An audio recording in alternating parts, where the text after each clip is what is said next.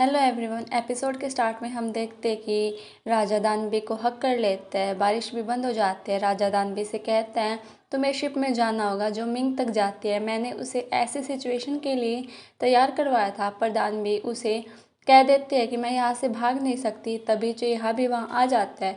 फिर वो दानवी को लेकर वहाँ से चला जाता है। वही हमें पता चलता है उसे क्वीन के फादर ने भेजा है दानवी को मारने के लिए। उसे हाई पोस्ट दिलाने का वादा करते हैं। चेहा को पता चल जाता है कि दानवी एक लड़की है। वही मंत्री दानवी को स्पाई बताते हैं। राजा उसे ढूंढने जाता है। क्वीन को भी ये सब पता चल जाता है और वो भी उनके पीछे जाती है। दानवी और चेहा जंगल में पहुंच जाते हैं। तभी उनका पीछा करते हुए सैनिक भी दानवी को मारने के लिए आ जाते हैं, पर चेहा उसे बचा लेता है और घोड़े पर बिठा कर भेज देता है। सैनिक उसे मारने लगते हैं, लेकिन चेहा उन सबको मार देता है। चेहा जब वापस जा रहा था तो उसे रास्ते में क्वीन मिलती है। वो उसे भी अपने साथ ले जाता है और महल तक छोड़ आता है। क्वीन स्टोर रूम में जाती है। वहाँ उसे उसके बचपन के खिलौने दिखाई देते हैं, जिससे हमें फ्लैशबैक में दिखाया जाता है कि बचपन में क्वीन और चेहा फ्रेंड थे। क्वीन चेहा के पास जाते हैं तो वो अपनी चोट पर पट्टी बांध रहा था। क्वीन उसकी पट्टी बांधने में हेल्प करने लगती है। दूसरी तरफ हम दानवी और राजा को देखते हैं। दानवी उससे बताती है कि उस दिन मेरा स्कूल का एग्ज़ाम था जिस पर मेरा फ्यूचर डिपेंड करता था। उस दिन मैं यहाँ आ गई।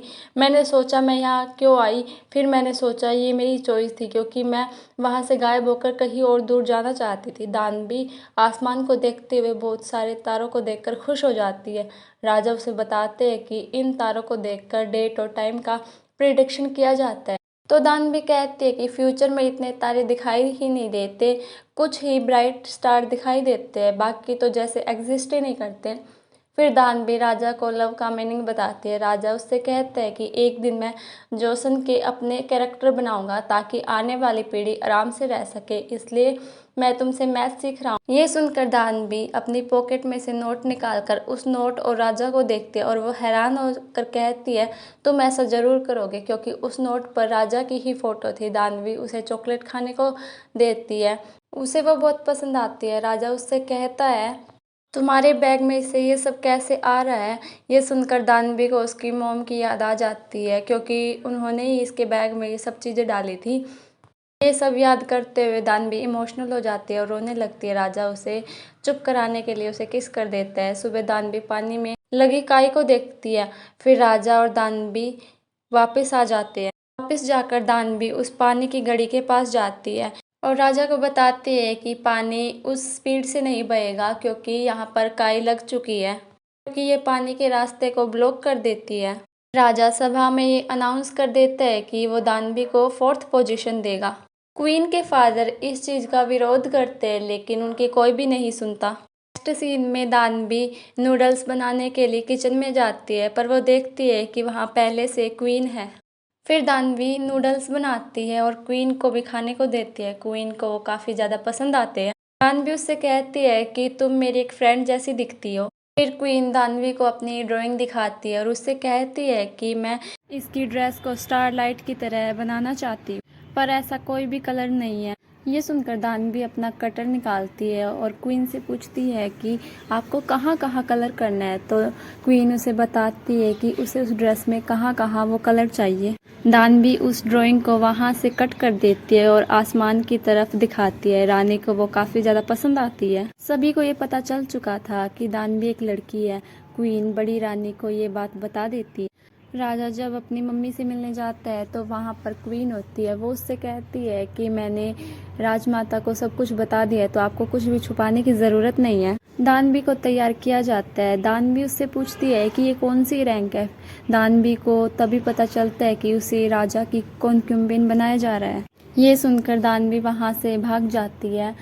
कुछ दासियाँ राजा को बताती है कि दानवी भाग गई है। राजा दानवी को ढूंढ लेता है और उसे लेकर चला जाता है। फिर राजा उसे बताता है कि मुझे पता चल गया था कि तुम एक लड़की हो, पर मैं तुम्हारे साथ रहना चाहता था, इसलिए इस बात को मैंने छुपाया, क्योंकि अगर सभी को पता चल जाता कि तुम एक लड़की हो तो ऐसा नहीं हो सकता था और बहुत लोगों की हम पर नज़र भी थी। राजा उसकी तारीफ करता है कि आज तुम सुंदर लग रही हो। फिर राजा वहाँ से चला जाता है। रात को राजा दानवी से बात कर रहा था। वो उसे बताता है कि मेरी मॉम मुझे कुछ भी करने नहीं देती, बीच में रोका टोकी बहुत ज़्यादा करती है। तो दानवी कहती है मेरी मॉम भी ऐसी ही है।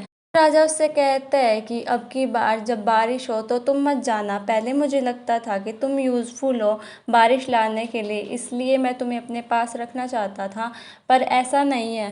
दानवी कहती है तो क्या अब मैं यूज़फुल नहीं हूँ? तो राजा उससे कहता है कि ऐसा नहीं है, तुम मेरे साथ हो यही मेरे लिए काफ़ी है।